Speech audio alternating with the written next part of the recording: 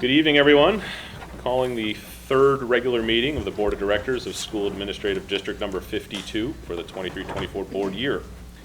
We will start off with the Pledge of Allegiance. Read.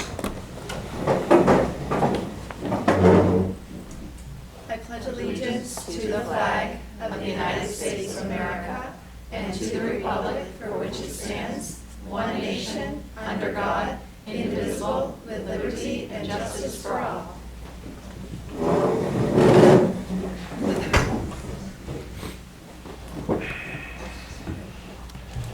Okay. First item on the agenda is our minutes from our second regular meeting back on September 7th. Are there any comments about our minutes from last meeting?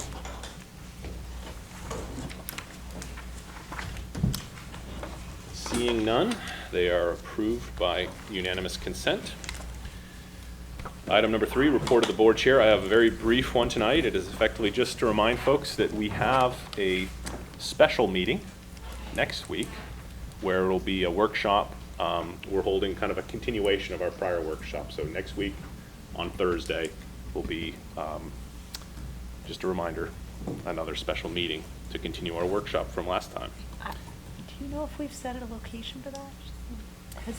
Does anyone remember a location? I know it's on the schedule, but I don't know if we set a location. Well, let's assume it's going to be at the middle school, Okay. unless I communicate otherwise. All right. Okay?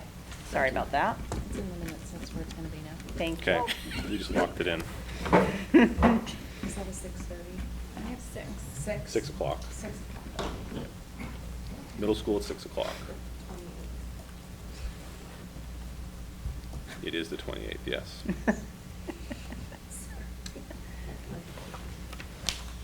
All right, and that is going to bring us to public comment. And just to remind folks that our board meetings are conducted for the purposes of carrying out the official business of our schools. It's very important to note that the meetings of the board are open to the public, however, they are not public forums. At each full meeting of the board, time is allocated to provide opportunities for citizens and employees to express opinions and concerns related to matters under consideration by the board. These comments shall be within the guidelines set forth in policy BEDH, which is public participation at board meetings. Copies of the policy are available on the district's website, and I just want to highlight the following. The chair is responsible for recognizing all speakers. We ask that speakers identify themselves by sharing their name and town of residence. Each speaker will be limited to 3 minutes to express their views. Speakers should direct all comments to the board, specifically the board chair. This is an opportunity for the board to listen to the opinions of the public that relate to school and education matters. It is not intended to be a conversation or a debate of issues. We know that school-related issues can be emotional, but we ask that civility is maintained. We will not permit profanity, gossip, defamatory comments, shouting at one another, or comments that disparage or attack individuals or groups. The board is faced with many important issues, and so for the sake of efficiency, we also ask that you discourage duplication or repetition of comments. The board will also not permit complaints or allegations against staff members. We certainly care about these concerns, but they are personnel matters, which the board is not permitted to hear in public. If there are complaints against staff, these will be handled appropriately through our complaint policy, KE. So to reiterate, this is just a highlight of key points. Please refer to policy BEDH for a complete description of the policy. And with that, do we have anyone who would like to speak?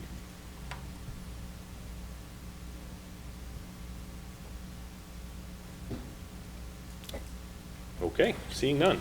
We will move on to communications. 5.1 is an acknowledgement of a grant awarded from Susan and Galen Cole, donor, It's an award from the Suzanne and Galen Cole Donor Advised Fund in the amount of $15,000 for professional development for instructional coaches. So thank you very much to the Suzanne and Galen Dole. I'm going to say this again because it's a very good gift, and I want to say this right. Okay. Suzanne and Galen Cole Donor Advised Fund. Thank you very much. Carrie, you have some other? Yes, my Yes. apologies, there aren't some items. I do have 2 resignations to announce. Brian Barrett, Maintenance Worker 2, district-wide effective 9/22, so tomorrow. And Hannah Waltz, Guidance Counselor at Turner Primary, effective on October 19th. And we are happy to report that Erica Rivard, who I reported last meeting was a resignation at Tech 3 at Green Central School, will be staying with us and has changed her mind. So she's not going anywhere. So yay. So we do not have an additional opening as an ed tech. Okay, very good. Thanks for reconsidering. Moving on, adjustments to the agenda. You'll notice a couple items in red, particularly 9.2, which is nomination of the lead central school principal. We'll get that in a moment. Otherwise, we will move on here to committee reports. The Finance Committee met tonight. Crystal. Yes, we did. Brief meeting. We discussed the capacity development for water grant, and that is for cleaning of the TPS water tanks because it had some bacteria growth in it. We're going to go back to Dave, yes, for a question of whether or not we also want to have the TMS tank cleaned as well, because we get a little bit of a discount, and it was $3,800 for TPS. Versus $496 to add a second school on the same day. For those. So hopefully more to come on that. We had a discussion about the school revolving renovation funds and some work with EEI. Her name is Carrie, yes. About the TMS cafeteria and life safety with a $2 million max award if we were to get it. And the cutoff, he said, was October 31st for that funding and the ventilation project here at Green.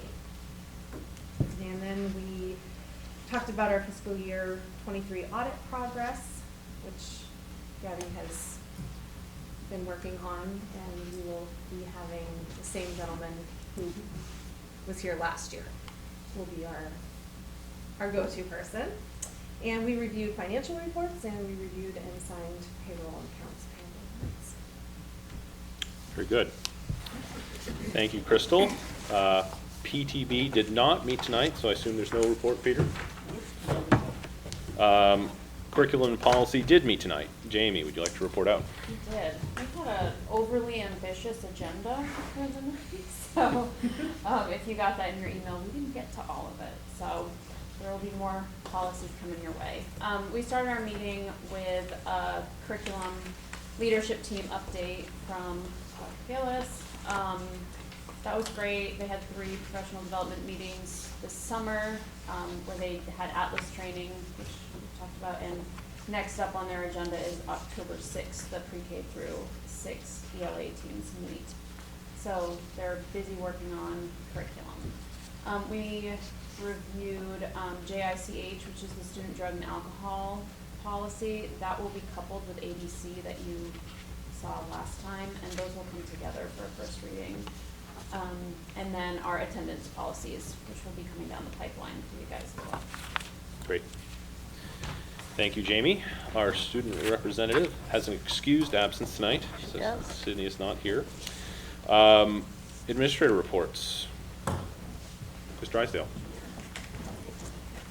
So I provided the board with a report, including highlights of the beginning of the school year, our current members, which are on the increase.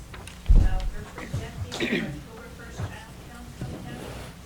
We're projecting, we have about 412 students now with IEP plans. From what I knew last year, we had 380 in our October 1st job count.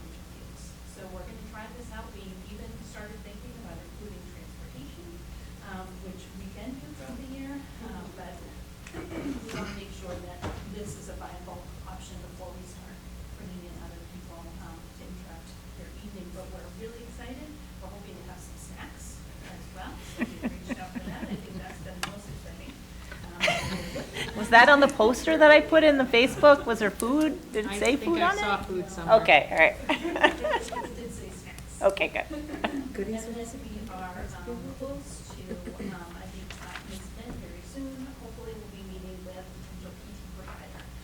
We have a halftime PT opening, and so we are looking for somebody who's interested in being a district employee, which is fabulous, so that we don't have continuing contracts and we have our own staff. So that's some of the extra items.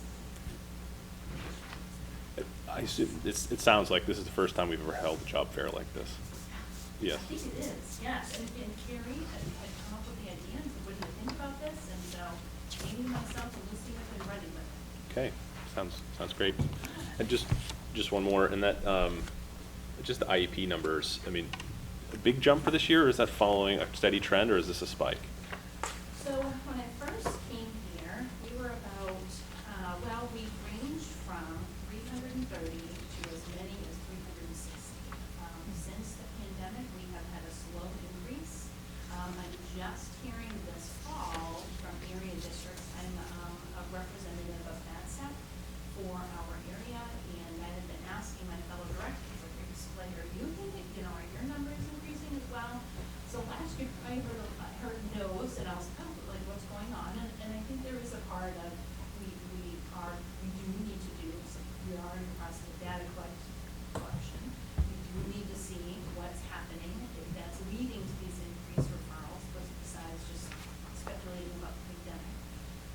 But we have some other scattered districts that are also continuing to see that steady increase. So, but it is significant if you add 100 more students and you're looking at techs, teachers, social service providers being obligated under the law to provide services. Hopefully everyone shows up for the job fair. It's posted on the district Facebook page. Everyone can like share it and repost it, so it gets around. That'd be fantastic. Anyone else? Questions? Thank you so much. Yeah. Next, Mr. Shaw. Yeah, so we've had a good start to the school year. It's been, I can't believe we're like 3 weeks into it at this point. It's gone by very quickly. A couple of highlights from the report that I provided. We are advertising currently for 4 positions, 1 special ed resource room teacher and 3 ed tech positions. We hope to have a candidate at the next meeting for our academic intervention teacher. I think we'll have it at the next meeting. Fingers crossed. Me too. Me too. So we'll have that wrapped up for next time. As I said, it's been busy around the last few weeks, but this is a particularly busy week. We had our bar coach visit on Tuesday. We are a bar school, one of I think 70 in the state that started this year. Building assets, reducing risks, that's what the acronym is. And what we're doing is, it's a systematic process for supporting students. And we're just starting to get our feet under us, and the coach was very pleased at our progress in the few weeks that we've been going. And this is something that in our conversations with her, typically you know before you build your master schedule. Well, we found out in July, so we missed the boat on it. So we're trying to make it work as best we can, and it's going very, very well. We've had several of our groups meetings. They're meeting on Thursdays after school. They're small group meetings, and then we went through some with our coach, which was here on Tuesday, and that went really well. So from all accounts, it seems to be moving forward very, very well. Tomorrow is a big day for us. We have our pep rally, right? Well, Yeah. prior to the pep rally, our field hockey team / Dempsey Challenge School Team Wandini is going to be recognized for being the lead fundraiser for high school groups last year. They didn't get the recognition last year, so they're going to be recognized tomorrow in person with Patrick Dempsey, who's going to be in school tomorrow. So I can take half a day. I've been hearing that a lot over the last week or so. I'll be He's there. coming in at about 1 o'clock. He's going to stay for about half an hour. And what we've done is he asked that I ask the student body if they had questions for him, so students submitted questions. I compiled all the questions and sent them along to him, and he had selected the ones that he'll be able to answer in the amount of time that we have, because it's not a lot of time. But also the field hockey girls and the fundraising team are gonna be recognized, with, I think there's a cup or something that goes, I don't know. I'll find out more about that tomorrow. I'm more worried about the logistics of pulling this whole thing up. So he's gonna be there for about half an hour, and then he'll go, and then we'll transition into our pep rally and wrap the day up. But I met with his representatives last week through Zoom, and I was like, are you trying to keep this a secret? And like, oh no, you can tell people. I'm like, all right. So we left that Zoom meeting, and we went to an immediate late-breaking HBT Buzz Media announcement. Live. Live stream to Buzz Media. It was very exciting. I watched it from central office. It was very exciting. That was good. So that's tomorrow, and then Saturday is homecoming, and it's going to be a busy day with games all day long, and it'll wrap up with football game in the evening and the floats. The classes have been building their floats, which they'll do during halftime. They've decorated the hallway as best they could. The masking tape is losing its grip, and things are starting to fall down as of today. But other than that, it's been a very busy few days in our school. That's what I have for you tonight. Sounds good. Sounds good. Any questions? Okay, thank you. I was gonna just ask if the Oh. kids knew, because, I mean, if there's ever an indicator of children not telling their parents this The kids or know. anything. Oh, you get. My son said nothing about it. So what? And we watched this at home together. Give me the, so, Joe, if you don't mind, I'll just expand Go, upon please, that a go little right bit. ahead. Go right ahead. So what we found in Oh, is everybody getting a copy? communications with students is that 9th and 10th graders really don't have like, who is this guy? kind of thing. And then the 11th and 12th graders are like, yes! Yeah, well, So it's a little weird. He's an in that 11th respect. grader, and we watched it at home, so there's no excuse. There you go. I'm just trying to help you out. Yeah. Sounds like you got some issues at home to deal Yeah, with. that's true. Communication. All right. So up next, we have the Assistant Superintendent's Report. Ms. Gillis. Yeah, so tonight I wanted to talk to you about Early Bird. This is a dyslexia diagnostic screener that is being used in all of our kindergarten and all of our first grade classrooms. And if you look at what I handed out, it's an example of the kindergarten. They're game boards is what they are. The kids take the assessments using their iPad, so there's an example of kindergarten and first grade. So in kindergarten, the students are assessed on letter names, letter sounds, blending, non-words, object RAN, which is rapid automized naming. So in kindergarten, they have objects that they are timed on how quickly they name them. And then rhyming, word matching, following directions, first sound matching, oral sentence, composition, and vocabulary. So you can see the little speaker there with the sound coming out of the speaker's mouth. Those are all done orally, and what we've done is we've ordered headsets with microphones, and some of the students are assessed individually. And this really has been a group effort. Our instructional coaches, Title I ed techs, other ed techs in the schools have been going in and working to assess the students. And I want to give a special shout out to Amy Musso, who's the instructional coach here in Green. Because Leeds does not have an instructional coach, she has taken this on that she's helping support in both schools, which has been super amazing. First year for first grade, it's funny because the kindergarten students are familiar with this because they took it 3 times a year. You'll see at the top on the right-hand side it says KBOY, that means beginning of year. These assessments are given 3 times a year. At the beginning of the year, we establish a baseline for these skills. And then in the middle of the year and the end of the year, they will also be assessed.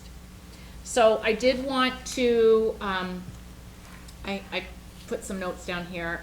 Early Bird is an all-in-one literacy screener that helps identify children at risk of dyslexia and other reading struggles by assessing the key literacy skills most predictive of later reading success.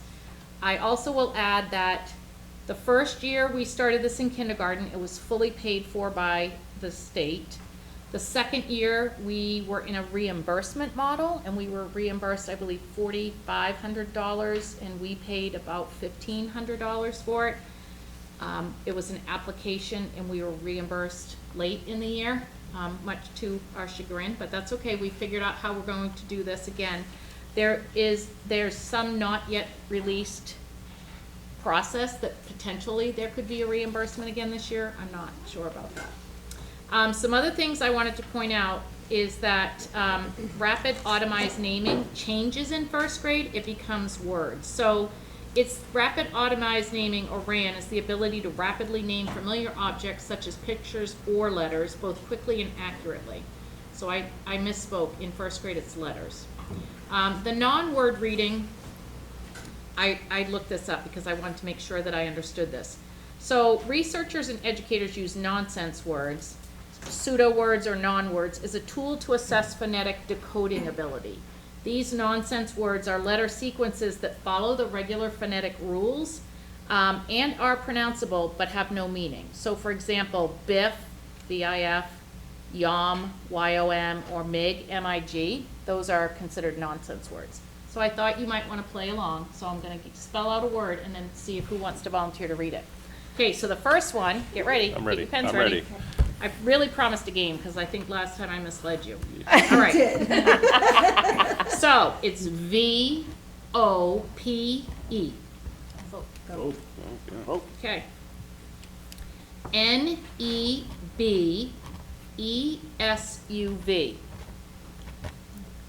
Whoa. Nebessive? Nebessive? Nubisive? Nevisive? It's okay, as long as you're decoding it. There's no wrong answer? Speaks says the literacy code. Nebessive. Okay, and this happens to be Amy Musso's favorite one. L-U-G-I-T-O-M-E. So that's L-U-G. L-U-G-I-T-O-M-E. Yeah. Legatome. Legatome. Ooh, I like it. Is this Latin? These are nonsense words. Yeah. So once the assessments our assessments in our district are nearly complete. So between Green and Leeds, there were 8 classes of students to assess. At Turner Primary School, there were 10 classes of students to assess. So the school teams then are meeting with literacy coaches from Early Bird. And I've been on 3 of these calls so far. So they take the data, they review the results with the teachers who has these students in classes, and they go over next steps. And they have a really cool thing called the Knowledge Nest, where you go into the Knowledge Nest and you get specific lessons to use with the students, and there are additional resources. Our instructional coaches have been part of these meetings as well. I'm joining the meetings this year because I want to develop a full understanding of what this assessment is. This is the 3rd year. This is the 3rd year, but it's the first year for first grade, and it's the 2nd year that I can guarantee that all kindergartens use the assessment. Just the year before that was the hybrid year, and it was a little tricky, I think. Yeah, it's the year we don't speak about. Okay, so I don't know if anyone has any questions, but I thought I might just show you, because this is a big component of really identifying students' strengths and weaknesses, and like Rebecca mentioned, the number of students referred. I think then our teachers in our Title I and our other ed techs can work to support students to fill these goals, these gaps. It really was a game, Teresa. Meet Thank their you very goals. much. Okay, phew. Okay, the pressure's off for next time then. All right. Oh. Go ahead. Yeah, the question I just have is that, am I understanding from what I've read and what you said, that they are implementing phonetic-based, is it the U-Fly? Yes. That should start in kindergarten? Is it K-2 that you're doing? Well, it's all kindergarten, and Okay. 1st and 2nd grade were asked if they wanted to participate in a pilot. 1st grade first, all of them said yes, and then word spread leaked to 2nd grade, and then they all wanted to do it. Okay. So The first, teachers and are yep, and seeing if the- it would be helpful, I can certainly present on that at I some would point too. love to know more Okay. about that. Great. Oh, thanks, Tammy. Anyone else? Okay, Carrie. Yes, so we have a student videographer who's joining us, Tessa. Tessa Blaze is a junior at the high school. So this is her training night. Brady is here helping to set up. So the goal would be that Tessa will be able to do this on her own. We'll see how difficult or complex it is, but I wanted to welcome you and thank you for giving it a try. And it's okay if you change your mind, like no pressure, just wanted to thank you publicly. So I have some transportation updates as always. Last week I reported that the CHRC process at the state had come to a halt, which is true. And that's the first time I've ever remembered that, and that's the certificate that people get issued after their fingerprinting. And it's the one thing that you cannot be in a school, period, without it. You can be emergency certified, all this stuff, but CHRC is a deal breaker. So we were waiting for a full-time new bus driver and our substitute contracted driver, and they were supposed to start last week, and by Friday they still had not received the CHRC, even though we had evidence that their fingerprinting had been completed. They received their temporary CHRC yesterday, so they are now, we have added one full bus driver. That person will be driving bus 21 in Turner, which is the bus that's probably had the most cancellations because it has not had an assigned driver since the start of the year. I think his name is Jonathan. Yay, Jonathan. And then the contracted substitute driver is starting as well. I also mentioned welcoming back bus driver Leo Castonbe, who had retired. He has changed his mind, like Erica Rivard, and misses driving a bus. So he will be assigned in the beginning of October, not until then because we have a driver out. Within the first 2 weeks of October, we will be splitting the leads runs that are too long right now and adding a run there so that we can reduce the amount of hours the amount of time the kids are on. And it also impacts how well they manage themselves in all of that time. I'll say that politely. So that should be happening in the first 2 weeks.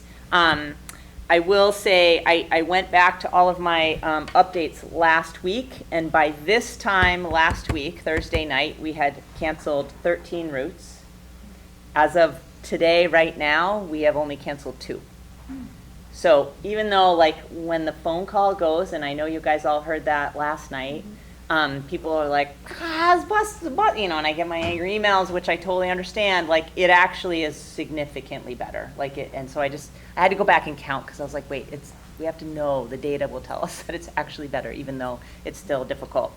I will give you one piece of information that is unfortunate and disappointing, and I'll provide this in my update to families tomorrow. Last Friday, we had 5 sports trips going out, and a decision was made to cancel an afternoon run to make sure that those trips could go. That should not have happened. It will never happen again.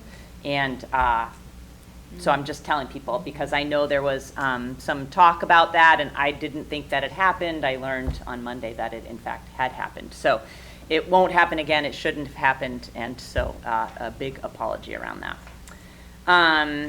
I was at the annual legislative update yesterday. Drummond and Woodsum with Maine School Management puts that on every year. You'll be happy to know that I received 115 pages of new and revised laws that have to do with schools. So it's great. I've got notes for Gabby and notes for Teresa and notes for Rebecca. So I get to share now that I've done that. As Rebecca said, we got the job fair coming up, which I'm super excited. Hopefully that generates some people who maybe just aren't sure if maybe they want to do that or what it could look like, and get an opportunity in a pretty low stakes opportunity to ask some questions. So, and then was able to judge hallways today. And the freshmen did a really good job. They usually don't, and so that's a good sign about that class, I think. That's it. All right, thank you very much. Any questions for the superintendent? Okay, so moving on, we do not have any old business, but we do have some new business, and it starts right off with a presentation from our Green Central School principal, Mr. Parker.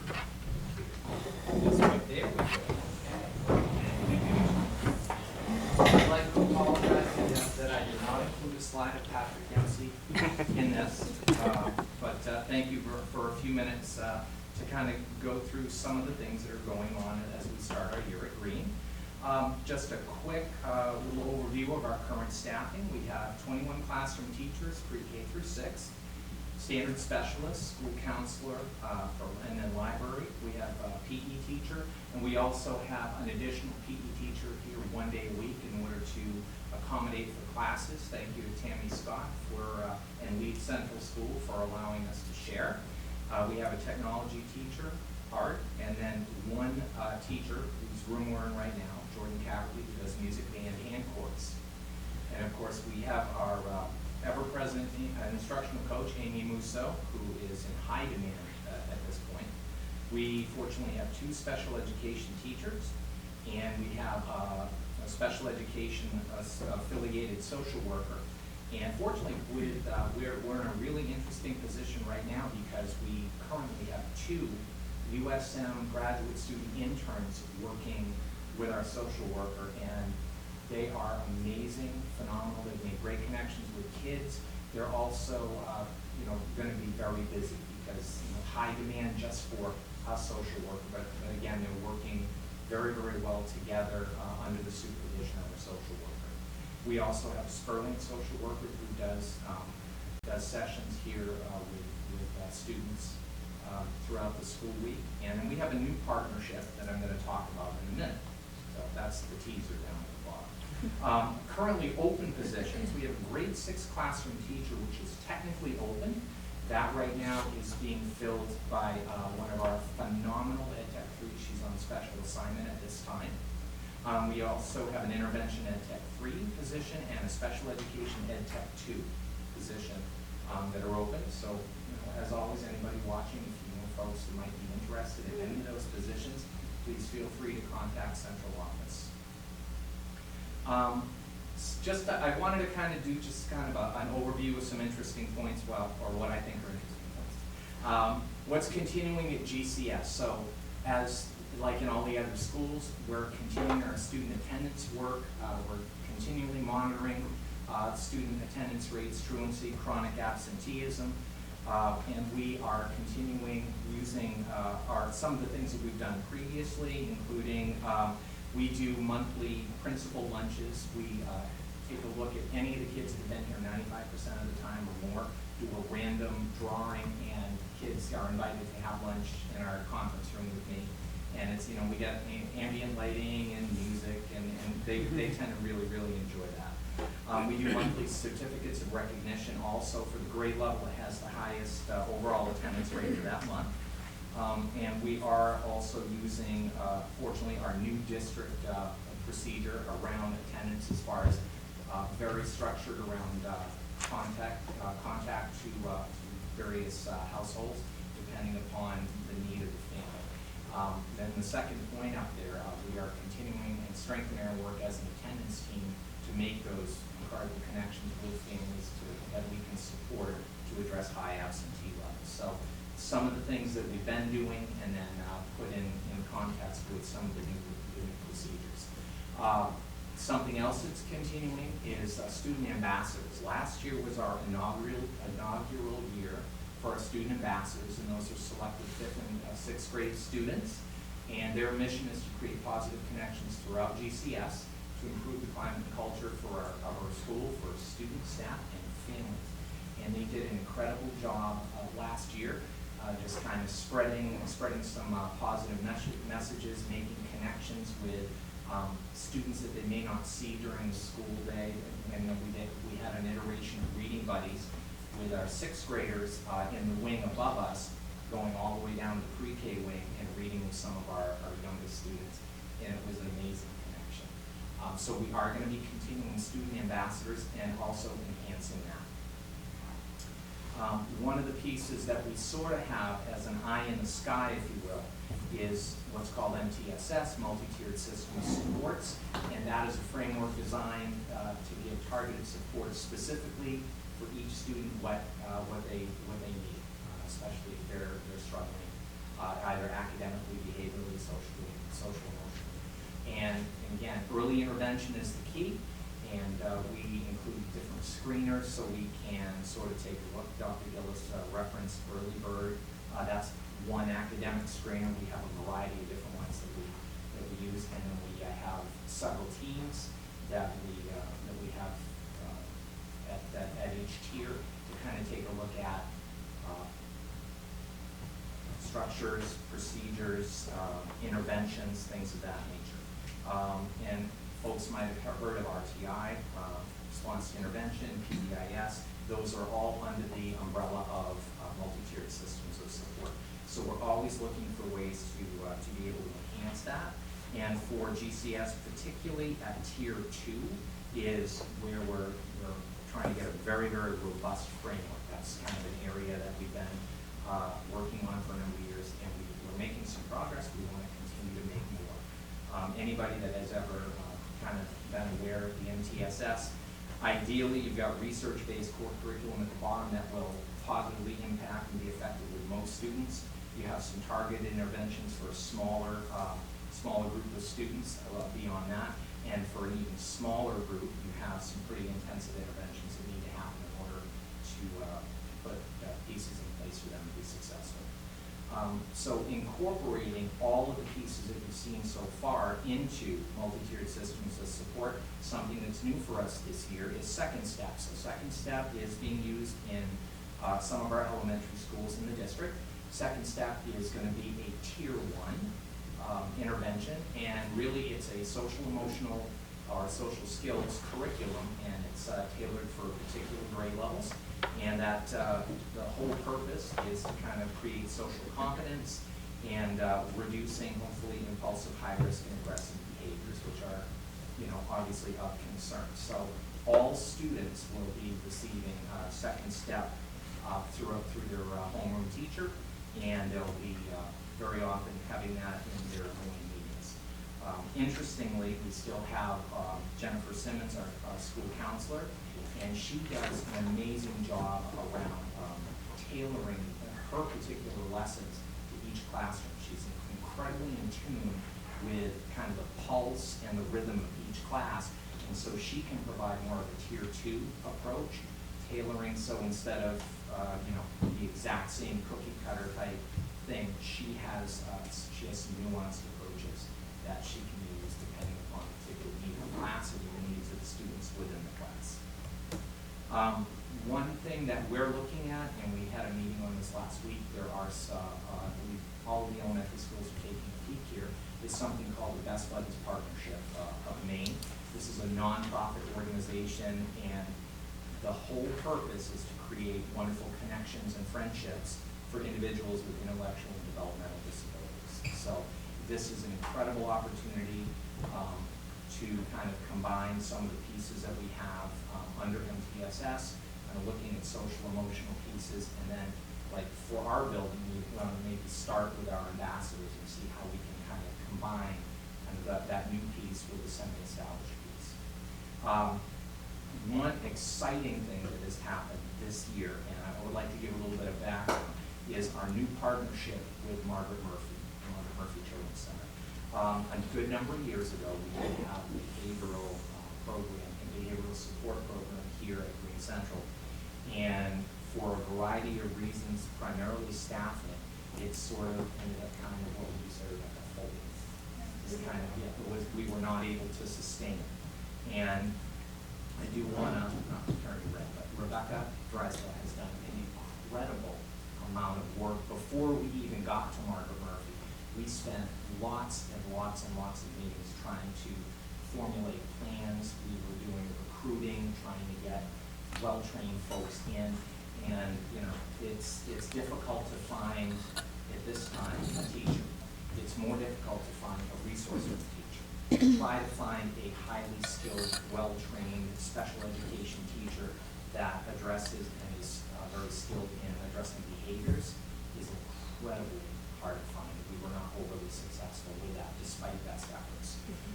So Rebecca kind of pulled out all the stops and worked amazingly hard with her relationship with Margaret Murphy.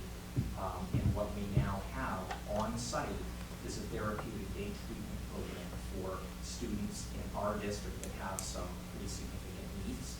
I will also like to share that this is the first program of its type in the state to be endorsed by the main DOE. So again, that's essentially Rebecca. I helped like this much, but that's really a Rebecca project right there. And so personally, like in our building, our goal is a seamless integration to make sure that the program, even though they're not technically employed by our district, they are part of our staff.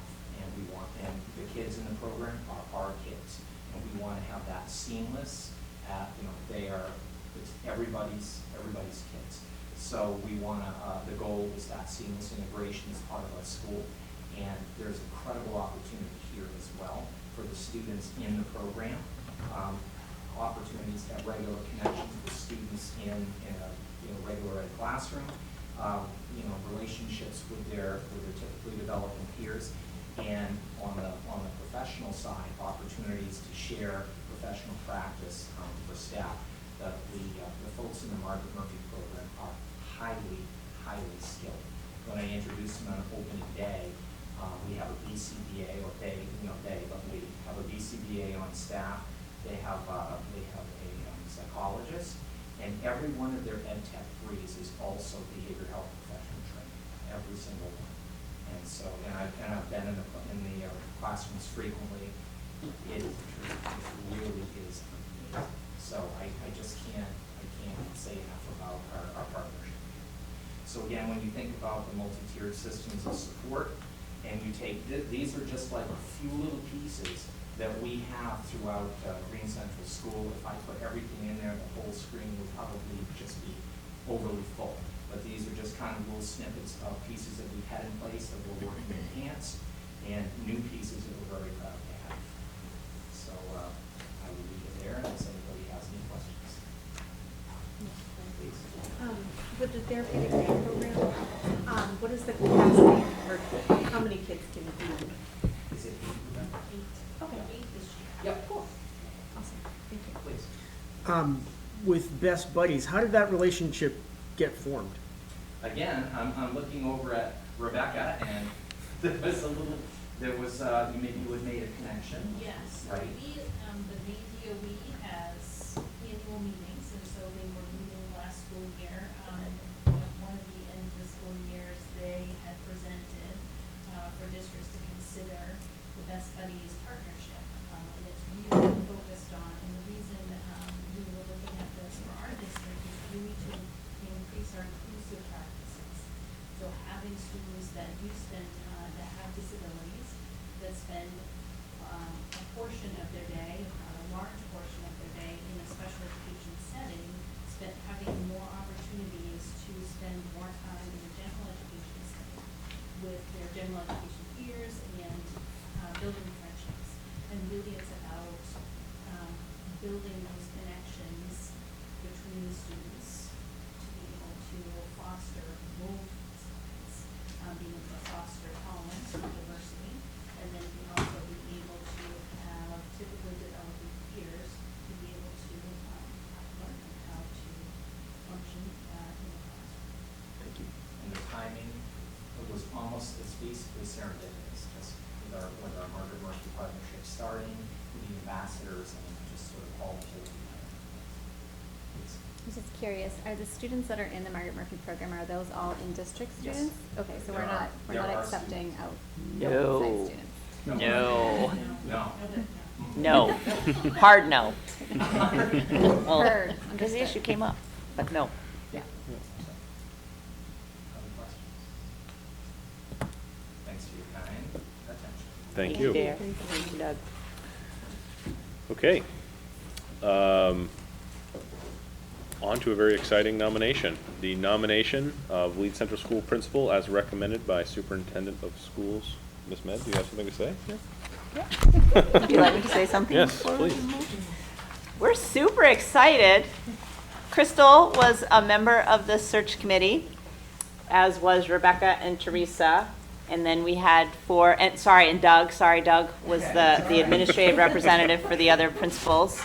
And we had 4 staff members join us, 3 or 4.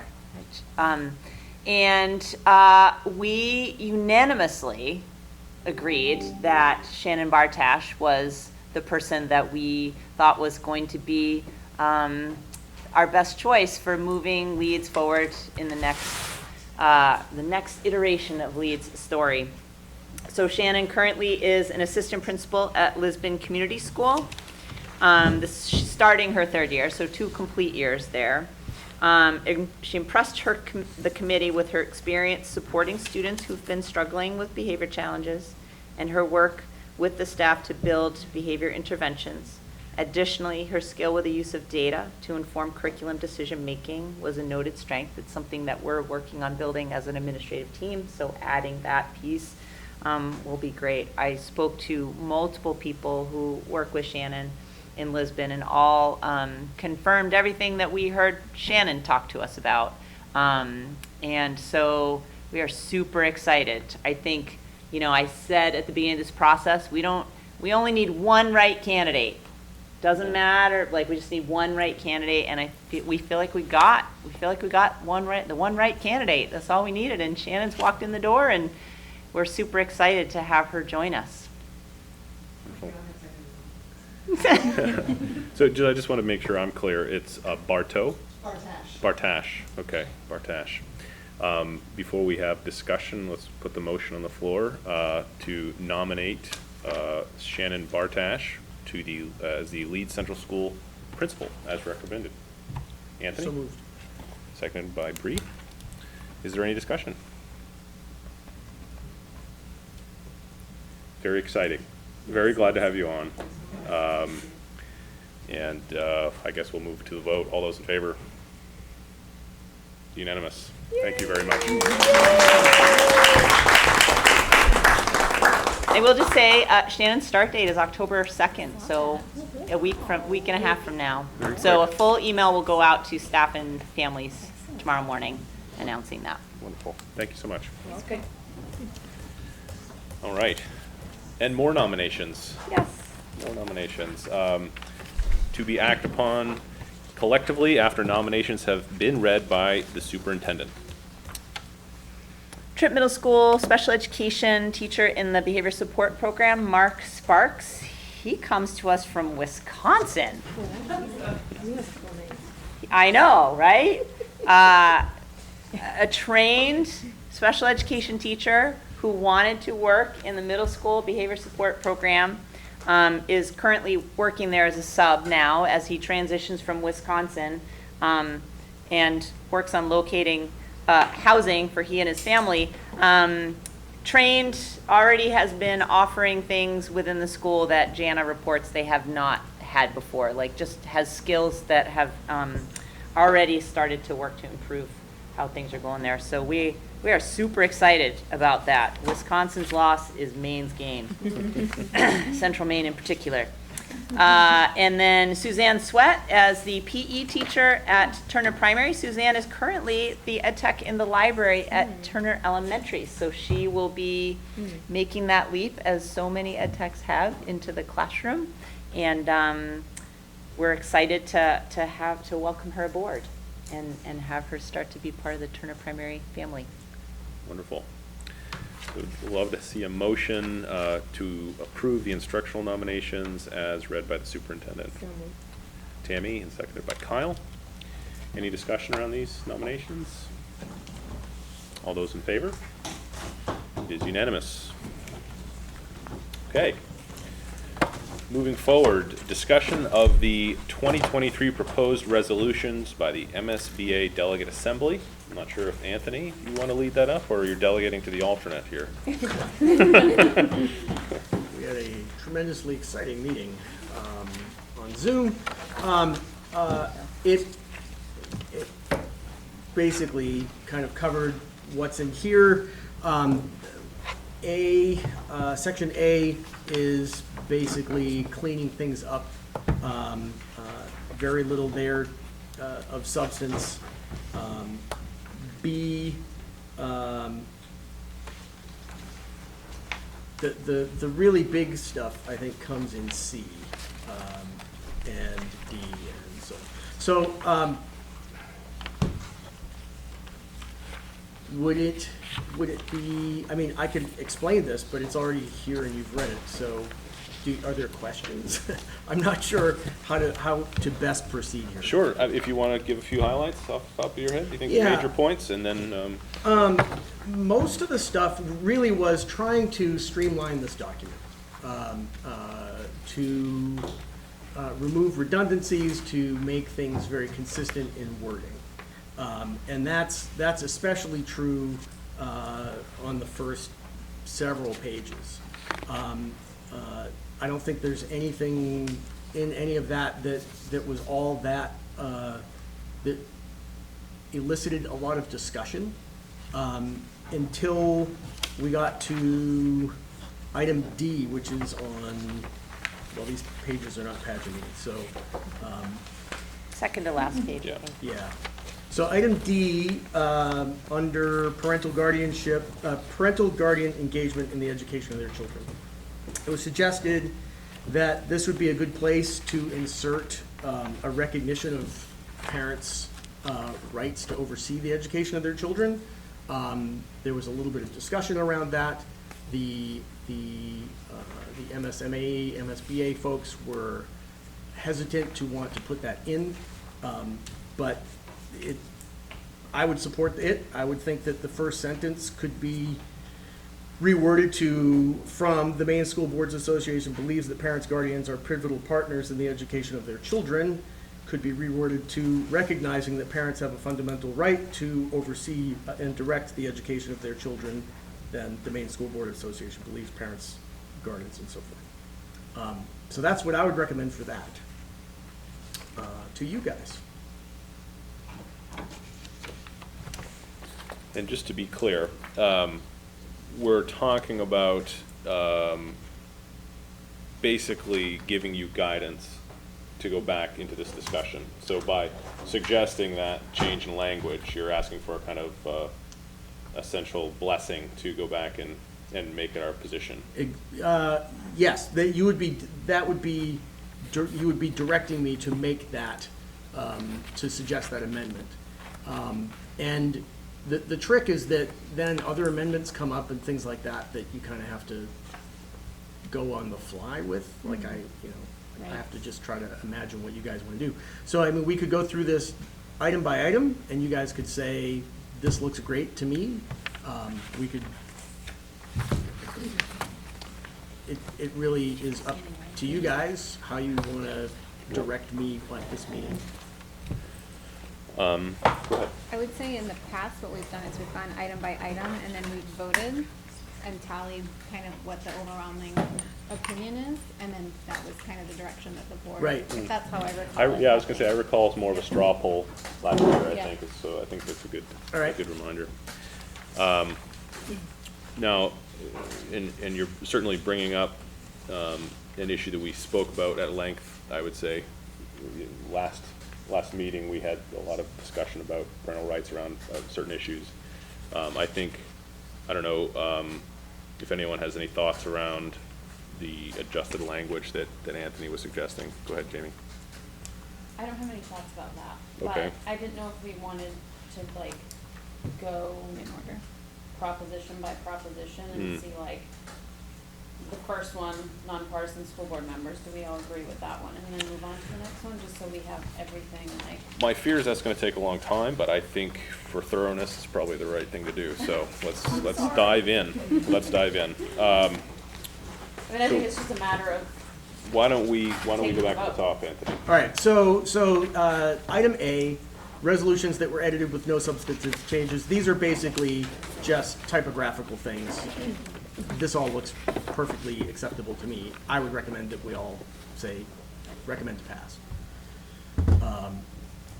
Item B, these are proposed for deletion because they generally are addressed elsewhere or are no longer needed because things have,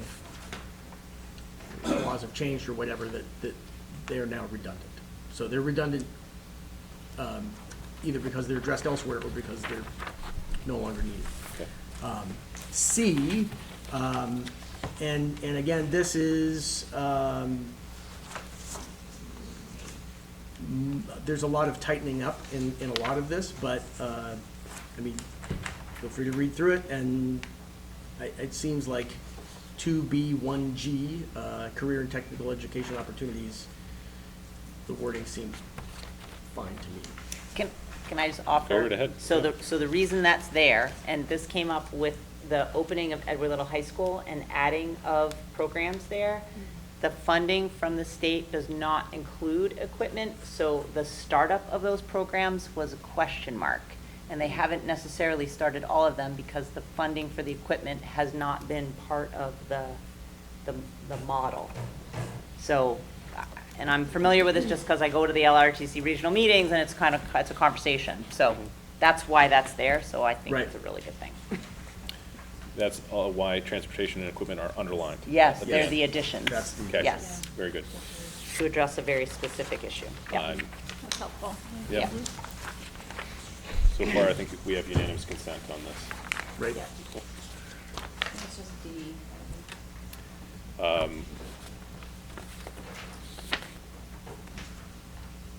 How about the school district collaboration? Is that,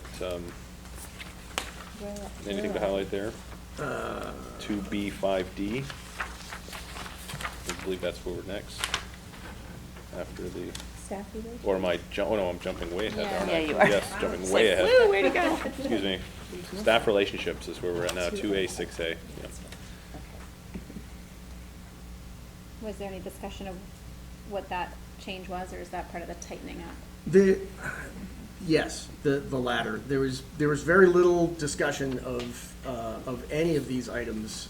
It was really kind of making language consistent throughout the document.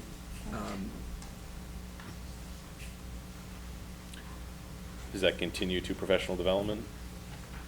The same, or is that's the- that one's actually a little bit longer. Yep. And I think it's just they're adding some clarity there, I think. I mean, I could read through it if that's helpful, but some people don't like somebody reading while they're driving.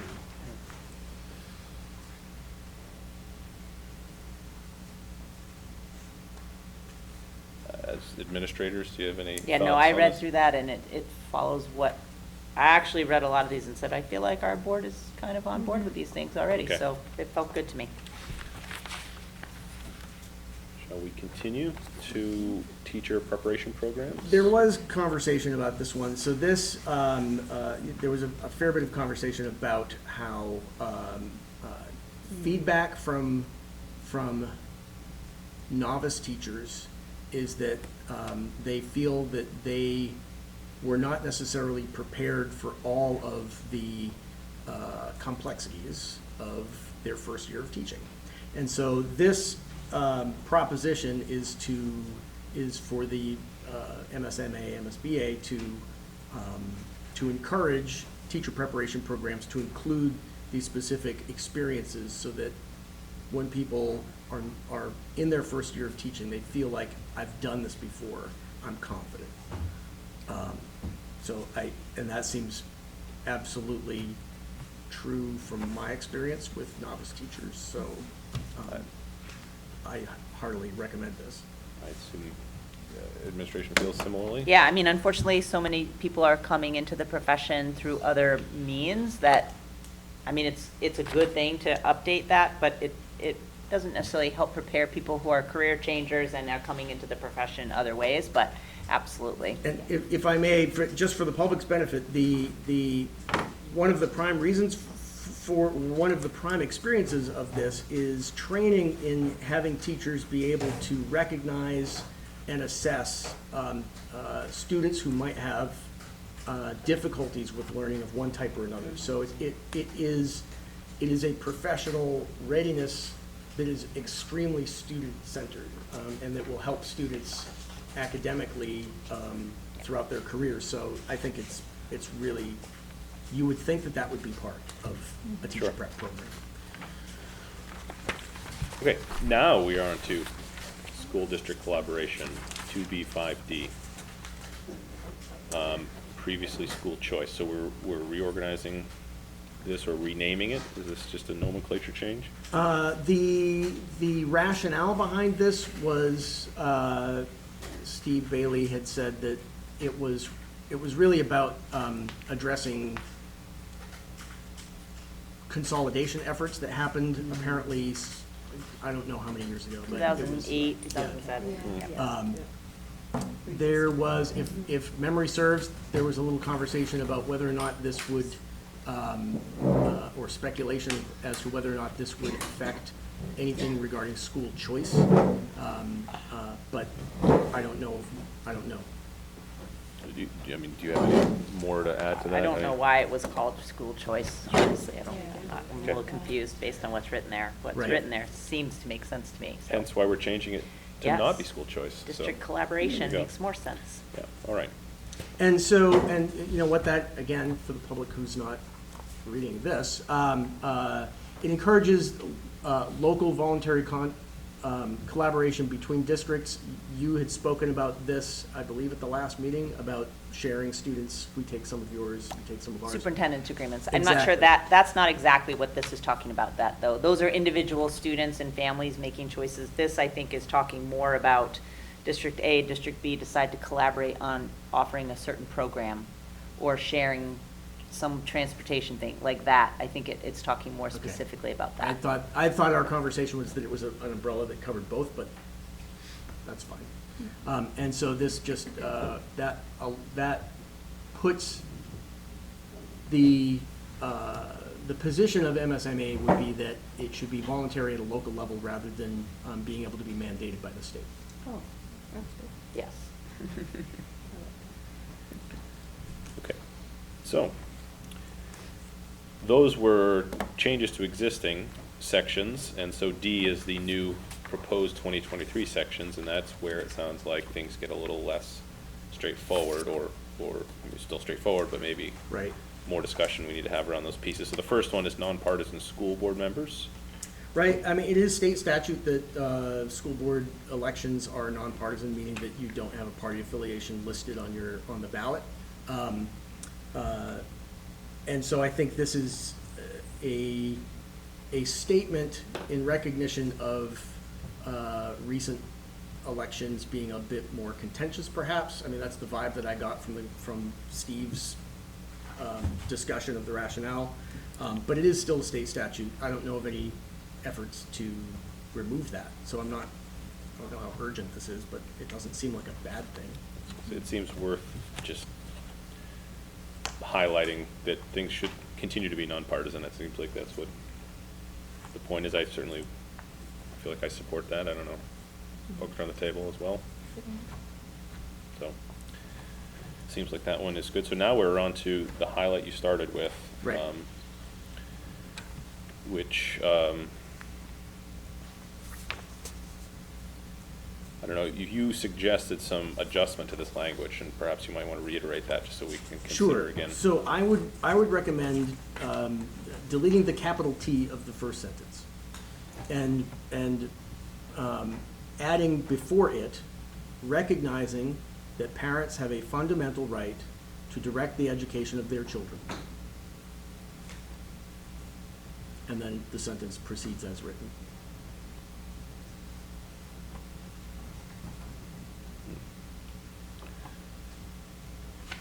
I'm not really sure what the implications of that are.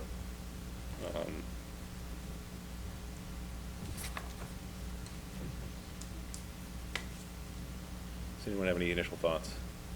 I think my initial thought would be that it, in a way, contradicts the idea that MSBA believes that they are partners. So making one of them a director kind of undoes the partnership aspect of that sentence.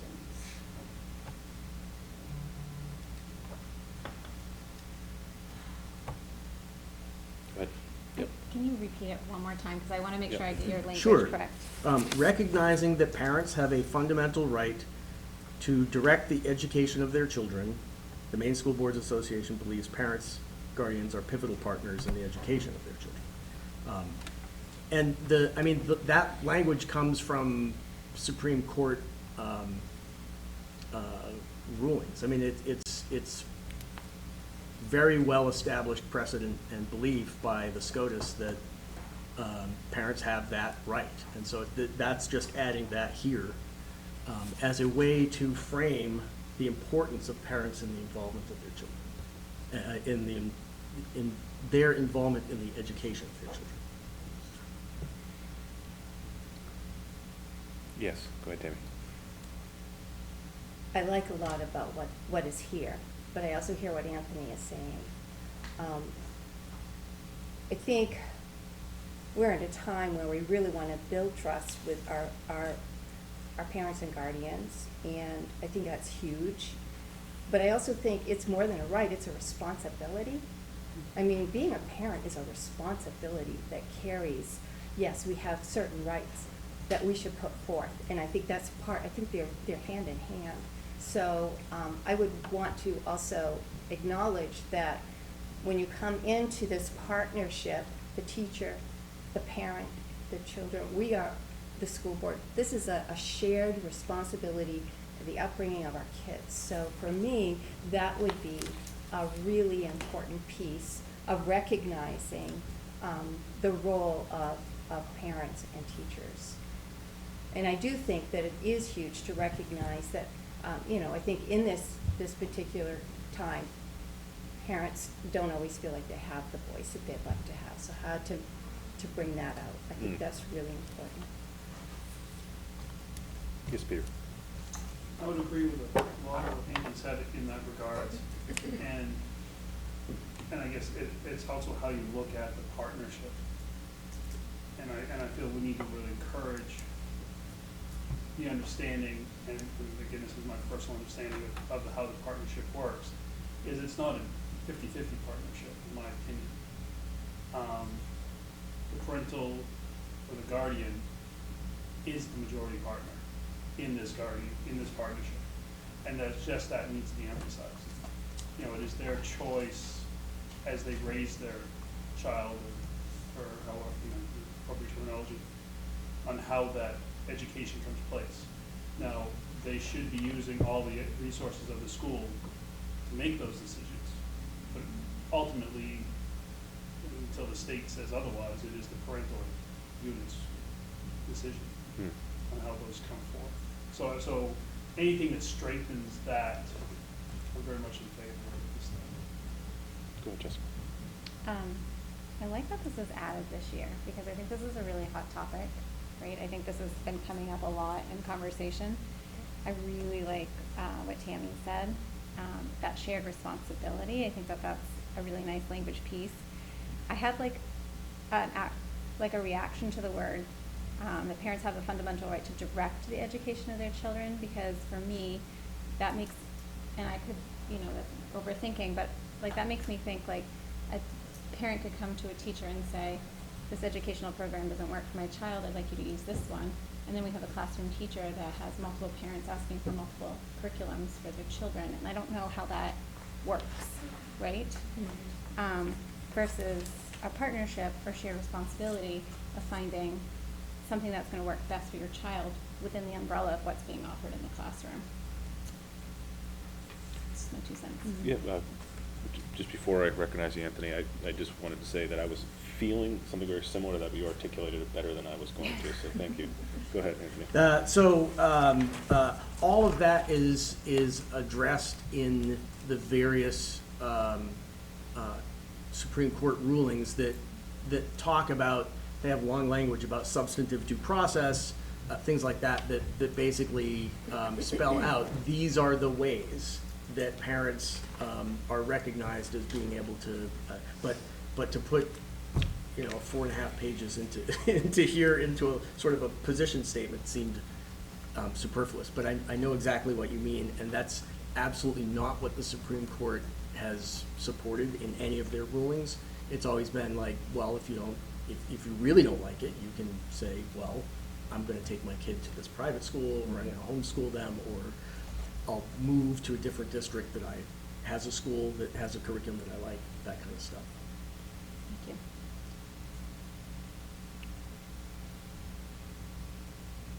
Any further thoughts here?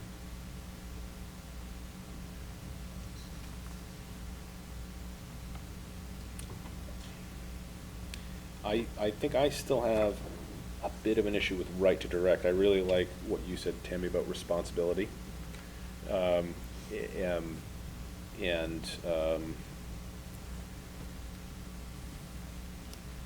I very much agree, Peter, that, you know, parents are the ones that are in control of their children.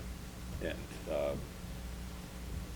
I'm just not sure the implication of this wording precisely. I hear what you're saying, Anthony. I just, you know, I'm not up to speed on the Supreme Court decisions, so I'm not really familiar enough to know exactly what this means. But I do think if we can, what we need to do is come to some form of recommendation here, or if we get to a straw poll vote, whether we want to actually do a straw poll on that particular wording here, or whether we want to talk more generally about our agreement with the strength that we should be putting on the parental rights, you know, in their involvement with the process. Go ahead, Jessica. I would just have a recommendation that we can either choose to do the language that's in here, or I would offer a second option, which is add shared responsibility. So it says the Maine School Board Association believes parents, guardians are pivotal partners and share responsibility in the education of their children. And that's just adopting So why don't we do that? Tammy's language. Yes, what did? Everybody, Go ahead, I was Bree. drafting something Sorry, I very couldn't- similar, so I okay. think. Go ahead, Bree. Yep, no, I was just saying, taking what Tammy has suggested about the responsibility for parents is keeping the wording the way it was, but adding it into that they are responsible for the education of their children as well, Okay. like Jessica just mentioned. in Great. that spot And there. people putting words in your mouth, Tammy, or are you in agreement there? Well, I don't have a problem with saying that parents have the right to direct their children's education, but I think that's a huge responsibility. I mean, parents decide whether they're going to send their child to a public school, private school, homeschool. That's the directing part. At least that's the way I interpret that. I don't interpret like you would, you know, go in and tell somebody how to do their business. But I do think for me, the responsibility piece is ultimately, that is my job. That's what I see first. And part of that responsibility might be having a hard conversation with a school personnel or with my child. You know, so I guess I tend to see a bigger picture. I don't Yeah. know. Go ahead, Bree. I also feel like if you continue reading, that it does spell out more specific details and gives opportunities for the ways that parents and guardians can interact with schools and the educators of their children by being able to opt them out or being communicated with clearly from the school about different opportunities. So I think the rest of it, because it's not just those few sentences or this one sentence, it does, if you continue reading, right, if we move beyond even that first sentence, I think if we add in the word, they have the responsibility. I am very cautious about the word direct, because if you don't have any other language following the word direct, if you read the word direct, that means that you are telling someone what to do. That is what a director does of any program. If you are directing something, you are telling people where to go and what to do. And if you don't have any other words that come after that that really say, oh, it doesn't mean go in and tell the teacher to use this curriculum or that curriculum. That is exactly though how some parents would interpret that. And so I have a hard time with just sticking with the word and saying, oh, no one will interpret it differently. But I think we need to look at what the rest of the statement says here that goes into more detail. And I don't think we really need to spend a ton of time adding a lot more to this, because it's already long and it already expands on the roles the parents can have in engaging in the education of their children. I think just adding in the responsibility part really encompasses and adds what is missing. Jamie. I am completely in agreement with Bree. I think, you know, the public should know that this does go on extensively to explain other things. It's not just that one statement. And also, I was just reading that you were mentioning the SCOTUS decisions and how parental involvement is kind of protected by those decisions. And the sentence actually does mention that, which is good. It says MSBA supports the opportunities for parents or guardians to be involved in their children's education as described and designated within federal and state laws. So, Right. I think the interesting thing, though, is, if I can, Yeah, go ahead. I know Peter's been waiting. So the interesting thing is that, so the Supreme Court recognizes that this is a constitutional right. And constitutional rights actually exist above state and federal laws. They are simply the rights of people. And so when I read that, I sort of thought the same thought that you had. I thought, oh, it's protected by federal and state law. Oh, but actually, my rights supersede you can pass whatever laws you want to, and if they are contrary to the rights spelled out in the Constitution, they are unconstitutional laws, and they need to be struck down. So by putting that right at the very beginning, and perhaps including it is the parent's fundamental right and responsibility to oversee and direct the education of their children, I think that recognition of that right that American citizens with children enjoy is, I don't know why that would be problematic. To remind people, this is your constitutional right.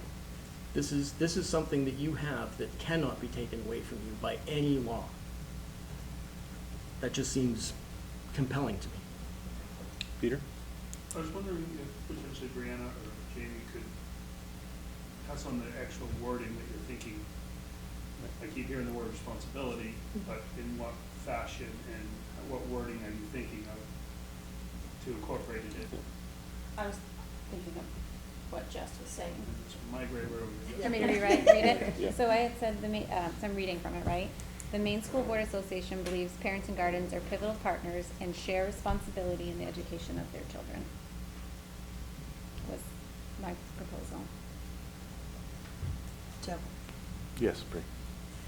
Anthony, I like what you just said, and I want to kind of pull back some more from what you had said about the parents have the fundamental right. I think most of us were looking at just the word direct, but I agree with you that parents should know that they do have a right, that they can get involved, that they can have conversations with their child's teachers, and that they should attend school board meetings, and they should be well aware of what's going on in their students' education.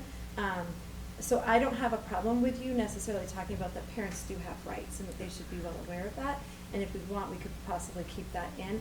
I just have a problem with the word direct specifically from your statement, but. Would oversee be? I was Yeah, thinking sorry. something very similar, that, perhaps we could recognize that parents have fundamental rights under the Constitution associated with the education of their children.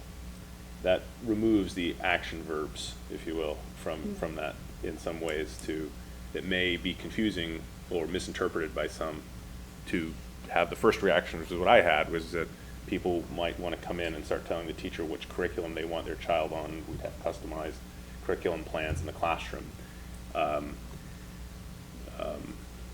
So is it worth recognizing, or are you willing to change that language a bit so it doesn't include the specific term right to direct, which I imagine is what you're pulling from these SCOTUS decisions, but a more general reference to constitutional rights?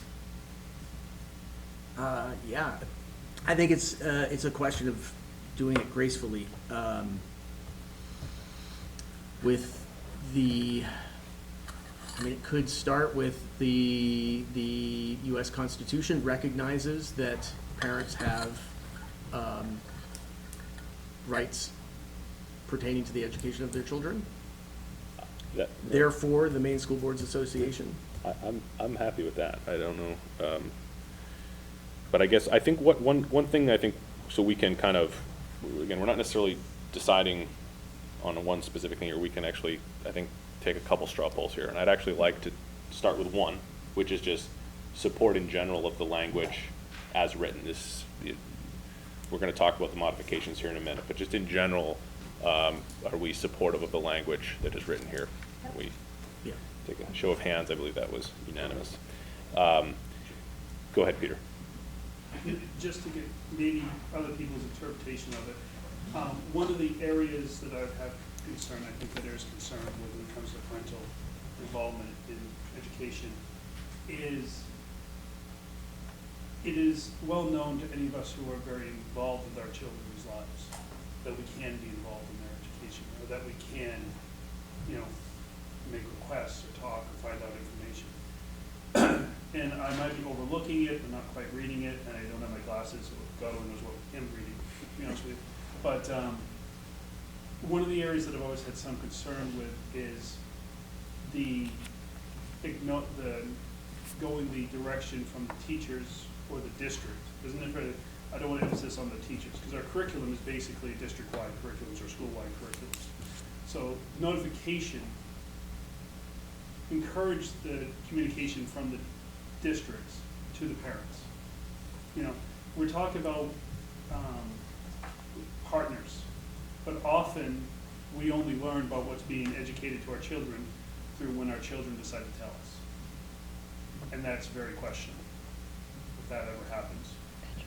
So some of the thing is, part of my hope in all this parental notification type stuff is to increase and help me potentially remind the school districts that they should be also saying, this is what we're thinking of teaching your kids. And getting that information out there proactively. So, and I'm trying to think, we're talking about wording on how engagement between school and parents, and that's a portion of it that I might not be actually seeing here, that I think is very important. So, I mean. So I'm just Yeah, trying to. yeah.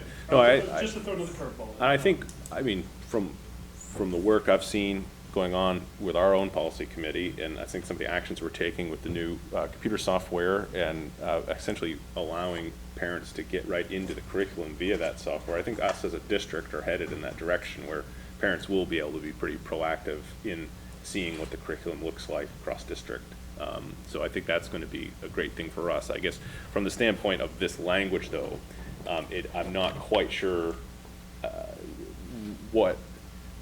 if you have a specific, kind of way to work that in. It's all very much, if a parent, how I read it, is if a parent wishes, they can explore it. So it's actually a very clear statement that says these opportunities for involvement should be communicated clearly and consistently through documentation, policies, websites, handbooks, other forms of communication publicly available, easily accessible. There is no, yes, I have that highlighted here. Yeah. But that is solely for the parent who is curious to look for. We can't make everybody curious, though. No, but I understand that. But the idea is that it is also our responsibility, if we want to work together on educating our children together, and if we feel that, all parents have the right to know what's going on with their kids, then potentially curriculum, we send home so much paperwork, or nowadays it might be more computerized, to the parents, potentially in a very abbreviated form, maybe we should be looking at sending home general curriculum. Or something like this is a one-sheet page, this is what we're going to cover in math this year, or social studies or science. But nothing here says anything in relation to proactive communication from school districts. And I realize we're getting into nitpicky a little bit, but I'm overlooking the whole picture. From school districts to parents, to let them know what's going on in the school. It's only discovered if a parent wishes to go search for it. I mean, that's not what this language says. This language says it should be clearly communicated through a whole number of means. And I think what I want to try to... And it's all the wording of how you would interpret that So sentence. I think The only thing that, from what you said, that this might need to be added, you mentioned the word proactive is the only, it doesn't necessarily say proactive here, but I think it is saying nearly everything else. You suggested that there are a variety of detailed communications that go out to parents to explain the curriculum. But they don't go out to parents, they only go out, this is if a parent inquires. If you I mean- read it, these opportunities for programs should be communicated clearly and consistently through documentation in school district policies, Look, school websites, handbooks, and through other forms of communication which are publicly available and easily accessible. Yes, but that's just like, okay, that's the library. You know, that's information sitting there that you might not know you need to go find. Because you don't know, well, I'm not thinking about any of us, I'm thinking Yeah, about yeah. parents who don't have a. I understand what you're saying. interest. And I think there's two things. I think there's a level of what's happening in our district. I Yeah. think there's an undertone of that in what you're saying. And I think there's the message that we should be bringing back to the MSBA delegation. And I guess the message I was looking for, and leading a little bit off the earlier statement, was that to encourage districts to be more, if you want to use the word proactive in this. It is a Yeah. partnership, but it shouldn't be a one-sided communication partnership. Or it should be much more communication both ways, or at least our information coming, the district should be sending out more information about what's going on in the schools than what's current. And that's, I guess, the overall picture I was looking at. Words that are coming to my mind are proactive and perhaps bilateral or multilateral. I mean, I don't know. I feel like, go ahead, Anthony, yeah, if you have some recommendations. I'll just toss a possible sentence. Okay. I'm not sure where it might fit, but I'll just toss it out there. MSBA encourages districts to be proactive in cultivating the involvement of parents in the schools or whatever, or we could just leave it there. Joe? You go ahead, Bree. I think it all circles back to parents taking on the responsibility, okay? You're saying wonderful things, Peter. We want to make sure that parents are getting the information that they want, but then, again, the transparency of a school district is right here already listed. It's on the websites, it's in handbooks, it's going out in as many ways of forms of communication as we possibly can get it out there to the parents who are taking that.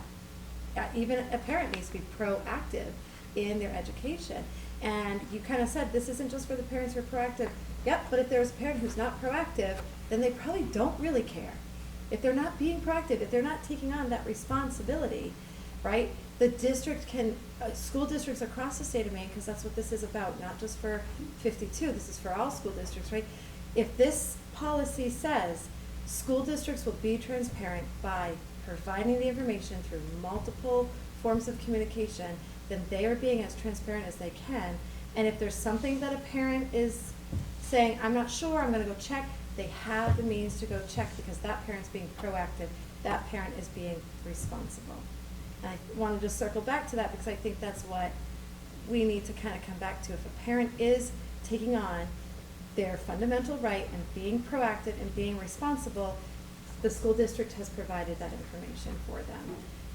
Beyond that, again, it's just having those open lines of communication where it is, again, details it here for you to be able to go and have times to engage.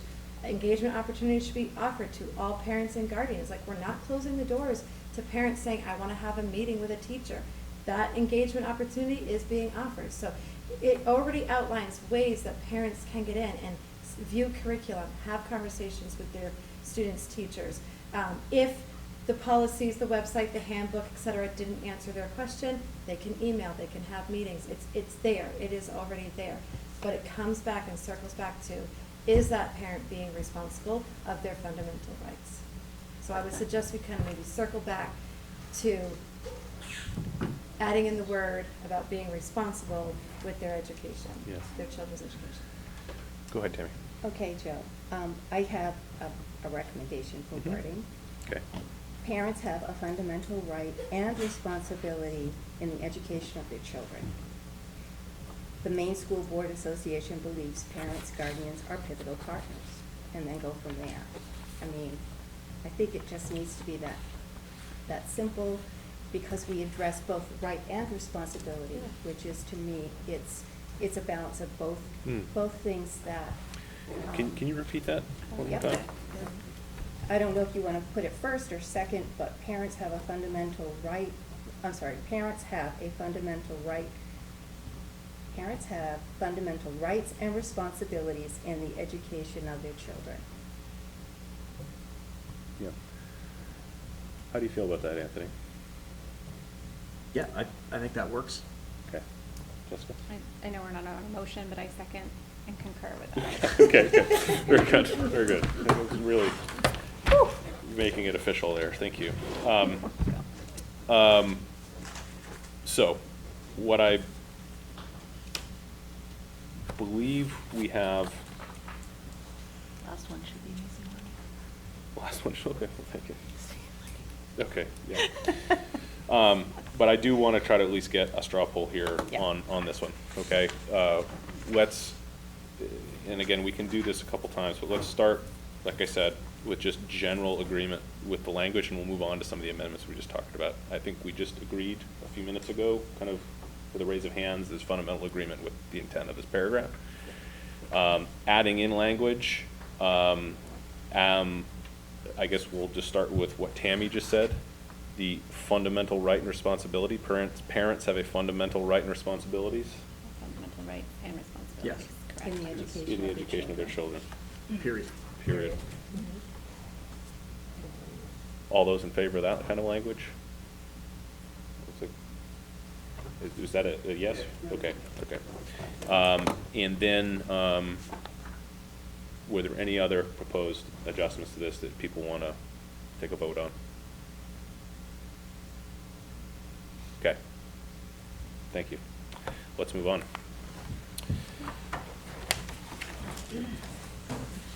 Moving on to state funding to support students' mental and behavioral health. As Carrie just said, this should be an easy one to support. What do you, any more thoughts on this? Yeah, basically, this is thinking about the lobbying committee for MSMA telling the state that you gotta pay for this because we can't do it at the local level. Okay. It's way too expensive. Correct. So, I think that's, Unless there's anyone that wants to say something, I say unanimous consent on that one. And that is that. See? Unanimous consent on everything except for the one, so. But we did get there. That was good. That was good. Thank you all for sitting through all that. That was good. Anthony, for doing that. Yes, I do appreciate your it's just a Saturday. that's attention. all. Yeah. In the fall. Yes. So, consideration and approval of the 2023-24 comprehensive emergency plans.